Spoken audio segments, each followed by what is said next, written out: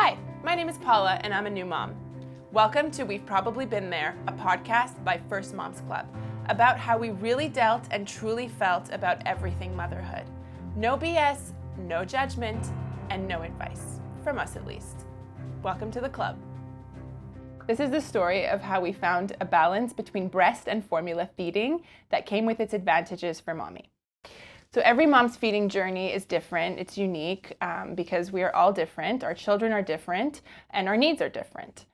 Nowadays, luckily, we have options. Options whether we want to breastfeed all the way, whether we want to formula feed, or whether we want to do a combination feed, which is a little bit of both. Personally, I never gave my children formula because the breast was all they knew. I tried to give Maya the bottle. She didn't take it. And Maddie took the bottle a little bit with my breast milk while she got babysat, but it really ended there. Today I'm joined by Melissa, mom of 4, and Francesca, mom of 2, who fed their kids both breast milk and formula, which proves that was the best formula for them and their little ones. So, Melissa, let's start with you. So since you have 4 children, tell me which one of them you fed combination breast and formula and why, and was it like a thought process before, or did it just kind of happen? So just tell us your story. So I have 4 children, and each of the 4 feeding, it was really 3 feeding journeys because I had twins in there. So they were all very different. My first one was born premature. My first son, Benjamin, he was born premature a month. He was born at 35 weeks, so he was a month premature. And his palate wasn't fully formed. So I had every intention of breastfeeding. You have all the pressures, breast. You hear always breast is best, and you're even in the hospital, the nurses are pressuring you, breastfeed, breastfeed, breastfeed. And I'd always put him on my boob, but he wasn't latching, he wasn't getting milk because his palate wasn't properly formed. He was born with a very high palate. So I saw a lactation consultant and I couldn't breastfeed him, unfortunately. But I still wanted to give him breast milk. So for him, I pumped exclusively for 7 months and fed him for 7 months, pumping every 3 hours, waking up in the middle of the night every 3 hours for 7 months. And eventually my milk supply just started to dwindle and I started to solid feed him. Yeah. And then I transitioned to formula until I kept him on formula until he was 1.5 years. My second, Callie, I breastfed the entire time. But again, when she was 7 months, my supply started to dwindle. So when she was 7 months, she was switched to formula. And then the twins came last, and I started to breastfeed them, but I also had started my business at the time and I was working full time, so it wasn't so easy to, have them on my boob. So I would again pump constantly, and for them my supply was actually really high. I guess my body made more because it was twins, and again pumped and fed them for 7 months. Supplemented a bit with formula because some days I didn't get enough to feed 2 babies for a full day, so there was a bit of formula mixed in along the way. And then after 7 months, again, my body just doesn't like to breastfeed after 7 months. My supply went, and then formula till 1.5 years. And yeah. So now that you say that, I have a question for you. Yeah. So at 6 months, for me, when Maya and Maddie started solids, so you gave formula when they started solids, right? Yeah. So depending on which one, but as my supply would dwindle, I would slowly I'd start with formula and then up it until eventually they were just constantly just on formula. Okay, I see. But yeah, I don't know if it was just my body after 7 months it gave up and it's like I don't want to feed babies anymore, or if it was the fact that I was introducing solid food and that was triggering something in my hormones in my body and their feeding patterns. I'm not sure why, but it's funny for even though I have 4 children, each of the 3 pregnancies I went through it was literally the same point in time. 7 months is when my body said no more. So the reason why I'm asking is because, I was told at 6 months when they start solid foods, you can introduce cow's milk. Yeah.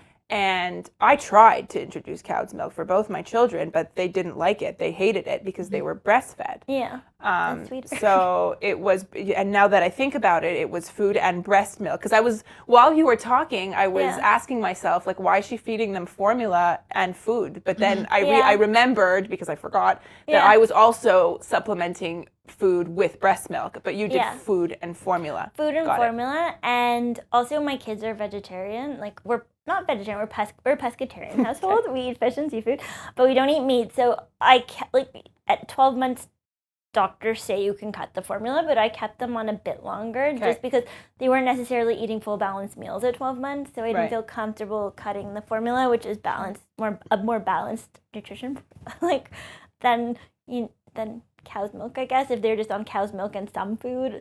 So I kept them on formula longer than most parents keep their babies on formula just because of our diets. And did you find that when you were giving formula, obviously it was in a bottle? Yes. They took it fine, everything? Yeah. Like they took the bottle fine? Because my kids didn't really take the bottle very well. So my second, who was exclusively breastfed until 7, well, she wasn't exclusively breastfed. She was exclusively fed breast milk. Yeah. But every night before bed, at about 10 o'clock at night, before I'd go, even though I put my kids to bed 6:37, at 10 o'clock at night before I went to sleep, with Callie the second, I would pump a full bottle of milk. I'd get a full bottle of milk before I went to bed. And then on her last feed of the night, I would breastfeed her, but I'd also give her a bottle of my breast milk to top her up. Just because I wanted her to be able to take that bottle. Mm-hmm. Mike and I are the kind of parents who we like to go out at night. So I needed, Fair. And I had a lactation consultant with her because I struggled so much with the first. Yeah. And she's the one who was like, start pumping at 8 weeks. She advised me not to pump before because she's like, you want your milk supply to come in and to regulate before you start pumping, because if you start pumping too early, her opinion was that you could cause your body to overproduce and that can cause mastitis and whatever. So her advice to me was only start pumping at 8 weeks, and at 8 weeks I started pumping, and then at night I'd give Callie like some breast, but also breast milk from the bottle so that she was used to a bottle. So she took too early. Yeah. Wow.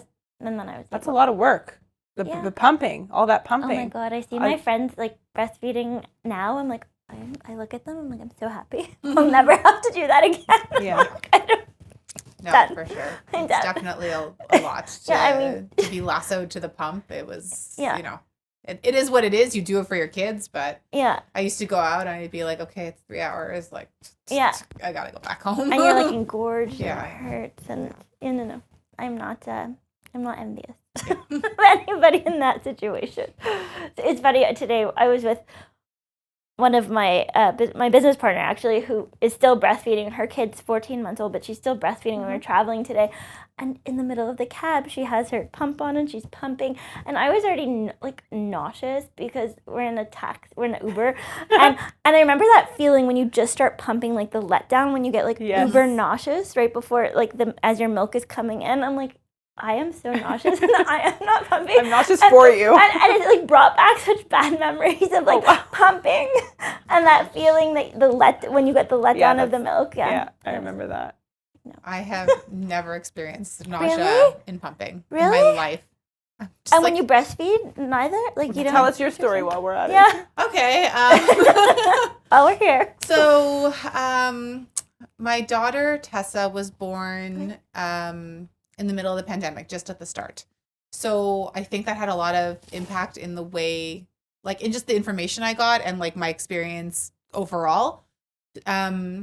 So I had done the CLSC courses, the whole course on breastfeeding, breast is best. If you don't breastfeed your child, you're a terrible mom, get out of town. And I'm like, okay, gotta try and do this. So intense. And then I'm at the hospital, I'm all alone. The nursing staff who would maybe be there normally to support me was not there because they were doing other things. And so I thought I was doing okay. And it was really painful for me to breastfeed just at the beginning in the hospital. And I was like, I guess this is what breastfeeding is. And there's no one you can really reach out to at that time. So I kind of trudged along in the hospital. And then the CLSC nurse came to do the check-in. Yeah. And she was oh, like, let me give you a tip on this. Like, maybe you want to try this. And like, I think your daughter is maybe hungry. Like, you should maybe want to give her some formula because I think she's hungry and you might not have enough to produce right now. And I was like, okay. So that's like, she had her first amount of formula probably like a week old, not even a couple days old. Yeah. That was just to supplement the breast milk. Because and she was also really slow at the breast too. So like I think she was half falling asleep, like not really getting the amount of food that she wanted. And so, first time mom kind of just going and doing it and like, okay, I'm going to breastfeed. I'm going to wake up at night. I'm going to do this. And like maybe a month or so in, I was like breastfeeding her at 1:30 in the morning and I was just there crying. And I was like, she wasn't going. She was hungry all the time. It was an hour and a half. I woke up 30 minutes later to start feeding her again. And I was like, this is not sustainable at all. And I had a really hard time. And I had purchased a pump kind of being like, oh, it'll be so handy for when I want to go out and this and that, because all of these things you purchase before a pandemic hits. And so I was like, I'm just going to start pumping. And it was a game changer. She was able to feed faster. My husband was able to help. It was just like so much better. And then we were kind of like going through it and we were like, oh man, she needs more than what I'm pumping. And I was like, okay, so let's just start introducing some formula. So we would give it to her kind of like when we started introducing formula more regularly, we were giving it to her in the evening to kind of like hold her a little bit longer, satiate her for nighttime feeds. Yeah. That's like kind of the grandma advice, right? Because they were like more in the bottles. And so it's like, okay, let's do that. And that's kind of like how it took off. So I pumped for Tessa maybe 5-6 months. And then it was kind of dwindling. I like you was waking up at 3 a.m. Yeah. I'm an idiot. Okay. Like to pump for my daughter, sacrificing my sleep, doing all this. And like at 5-6 months, I was like, this is too much. This is too much. So, and then as that happened, we kind of put her more into just exclusively formula. Yeah. And then we added some food. And then she was also very against cow's milk. She wasn't interested at all. But I would always give her a bottle of formula at night, like after bath, after story, just before bed to give her like that little last calming sustenance. And I'm trying to think when we stopped that. It must have been maybe a year old, 12 to 14 months we stopped doing that.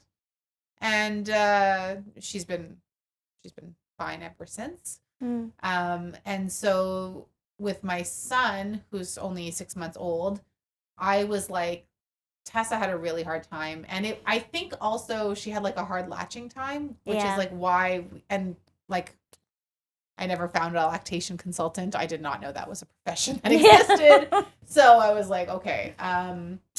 With my son, I was like, I will try to breastfeed. And if this goes awry, I'm going straight to the pump. Because I'm not going to sacrifice like the insanity that I went through with breastfeeding in the middle of the night. Forget it. And so we were in the hospital on the second night. He was like having a hard time. He was just sitting there, like it was getting like raw. And I was like, you know what? Call the nurse. Like we're getting the formula. And I will say the nurses were great. They're like, you want formula? And they're like, here's your formula at the end. Like, no, like try harder, do this, do that. They were like, it depends who you get. Yeah. Because some of them will like shame you. I was just so terrible. I hate that idea. But no, they were the ones I got were really great. They were like, here at the end. And I went straight into pumping right away. And in the beginning, I was waking up early because the CLSC nurse was like, you have like a really peak supply at 3 a.m. Of course. Can't be at noon. It has to be at 3 a.m. And so for a little bit I did that. And in my head, I was like, okay, I'll do this for 6 months. Like I'll try and tough it out as long as I can. But because I was pumping so early, the production was just so high. At one point I looked in my fridge. I was like, Mike, we have to start freezing this. This is way too much. It's going to go bad.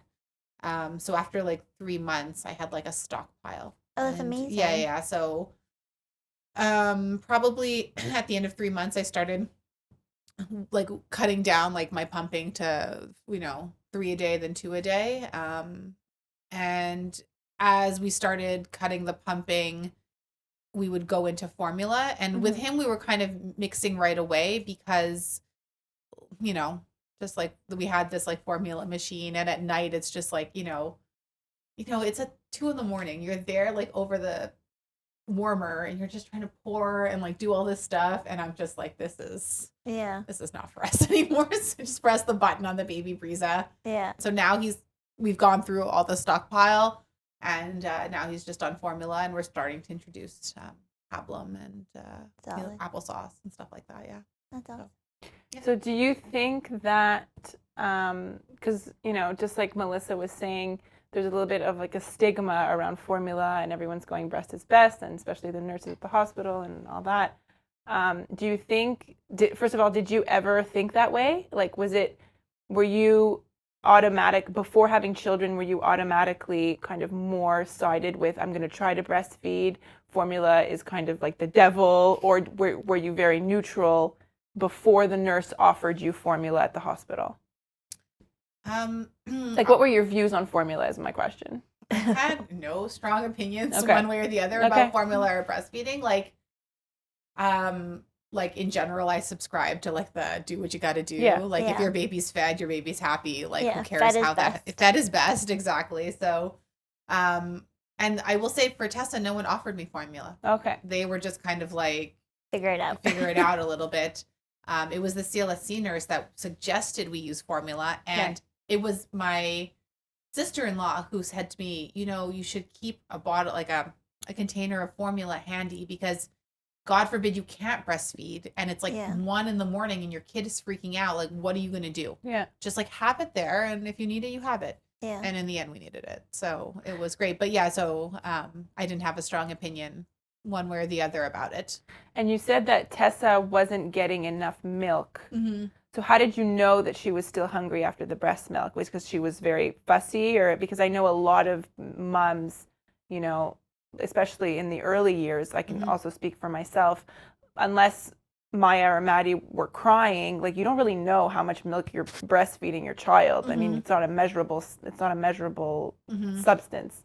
So I'm guessing Tessa was fussy after the breast milk, or what happened? Like, how did you know that she wasn't getting satiated? She was fussy after, like, she would kind of pass out in a feed, or she would kind of just be there on my boob and like use it as like what I now know to be like a comfort. Yeah.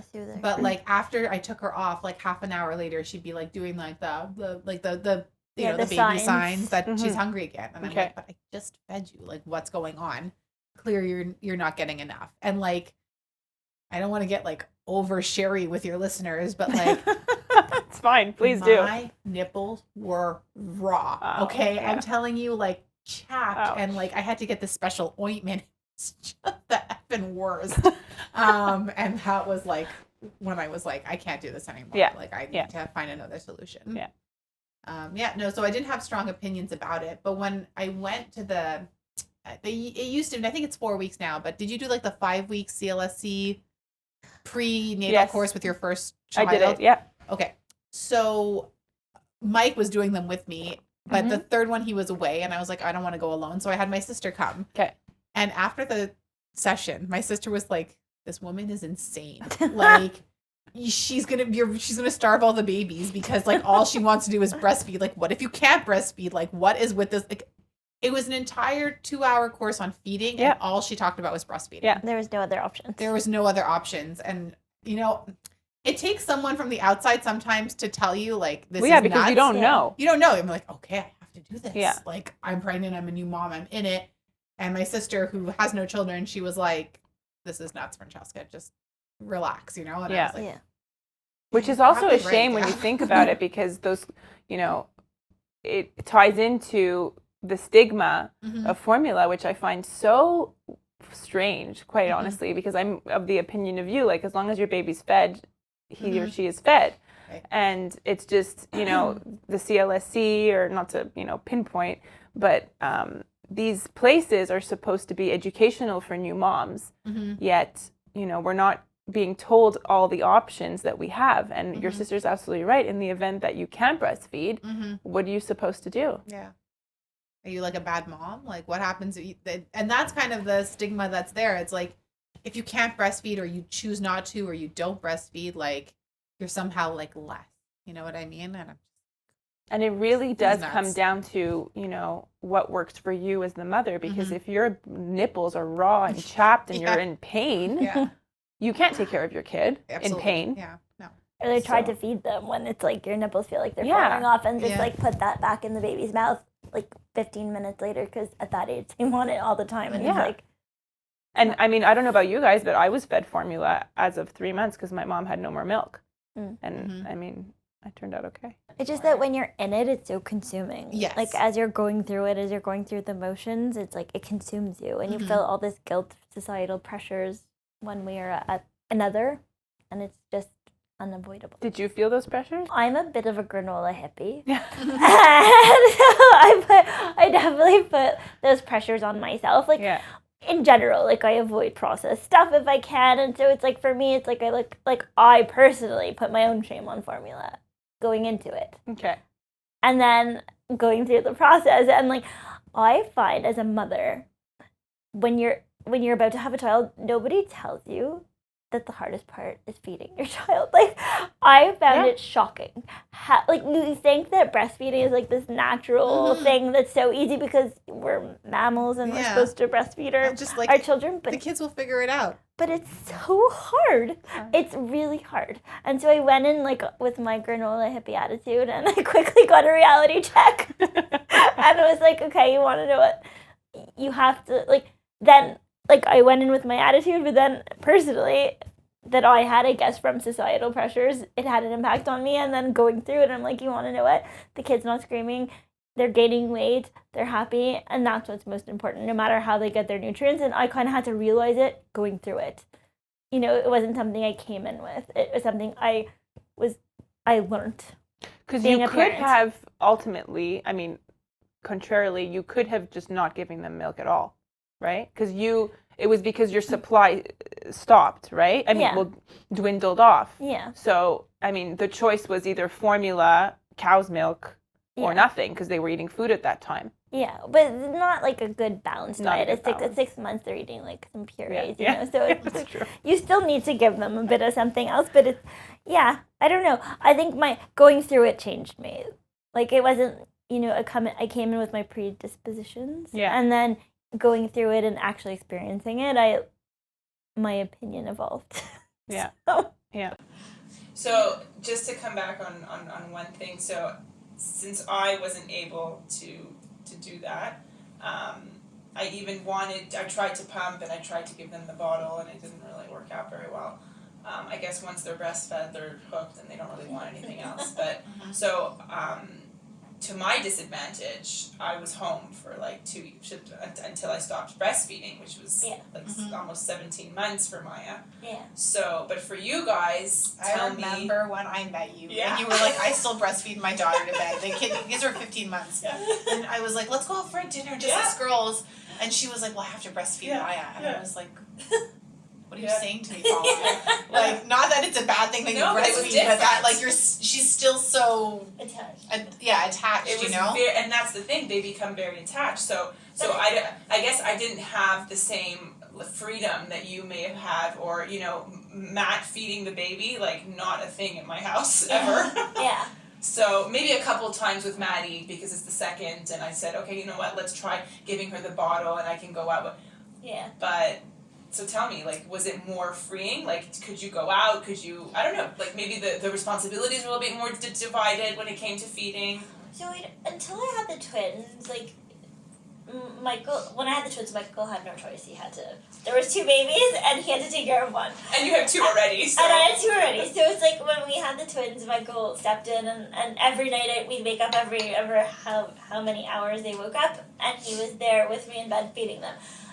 Before that, Michael would do daytime feeds, but with the first 2, he wouldn't wake up in the middle of the night to feed because he was going to work and I was home. So I'd do the nighttime feeds, but with the twins, I didn't have a mat leave with the twins because my business had started by then and there was no mat leave for me, but also the fact that, like, there was 2 of them, he was getting up to help me. So he had no choice. But, like, that's... Even with my second, it was important. Ben, the first, had the bottle from day 1 because he was pumped and fed. But with Callie, even though she was breastfed, like the minute she turned 8 weeks and the lactation consultant said I could start pumping and feeding her bottles, I did, just because my freedom was important to me.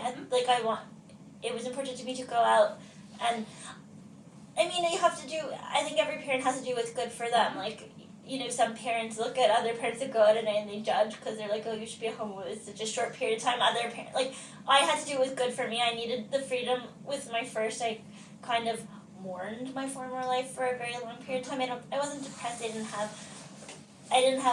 wouldn't call it postpartum depression, but I was just mourning my former life. So I think it was important to me to have that time, and I always made that a priority. Is like I'd have time to myself at night. So it definitely gave me freedom, which I enjoyed. So can you put your hair back? It wasn't ruined. I'm gonna keep it, but just Thank you. Thank you for that, Arnie. Thank you. Thank you for that. I'm trying to be conscious of No, it. you're good. You're good. Yeah. Okay. And you? You're going out all sorts. I'm partying in the club. No, officially, like, I go to the oldies club now. Yeah, no, it did provide a lot of freedom. I would say the freedom, like, to go out and you know, just to have a little bit of time to yourself, for me that was really important, and I never wanted a kid to modify my life so much that I couldn't do what I wanted to do, kind of, you know what I mean, you know what I mean. Yeah. There's so many people that, like, are so rigid with their kids, and it has to be this way, and it has to be that way, and I'm just like, you know, the kid will conform to me. So, like, if we're bottle feeding and it allows me more opportunity to do kind of things for myself, then that was a great byproduct of it. And it also allowed me, like, just a little bit more sleep, because Mike and I, especially with Tessa, we had this routine where if Tessa woke up before 3 a.m, I would handle that, and if Tessa woke up after 3 a.m, Mike would handle that. Because I used to stay up late to get that, like, last pump in around like midnight or so. So I would be kind of on until midnight, putting her to sleep, doing all this pumping. Yeah. And then he would go to bed at like 9 p.m. So he would have that like 9 to 3 sleep, and then I would sleep from like midnight till 8. Okay. That's a really good plan. That was like our plan that was how it worked out for Tessa, and it worked out really well. With Brayden, he's been actually a little bit of a worse sleeper than Tessa. Tessa was a really predictable sleeper. He's a little bit less so, and his chunks are a little bit shorter. Like, his window is, he'll sleep for only like 3 or so hours, but I think that's just because he's plowing through food so much that he's just needs food all the time. Yeah. But same kind of thing, like Mike handles some of the feeds, I handle some of the feeds, and then I can't sleep until 8 anymore because Tessa's awake at 6:30. But, you know, it's good to just have that, like, help. It's a big deal. You know what I mean? I know people who would do all of the wake up feeds, like, any waking up was that person, and I'm like, how do you do it? Well, No, you don't have a choice.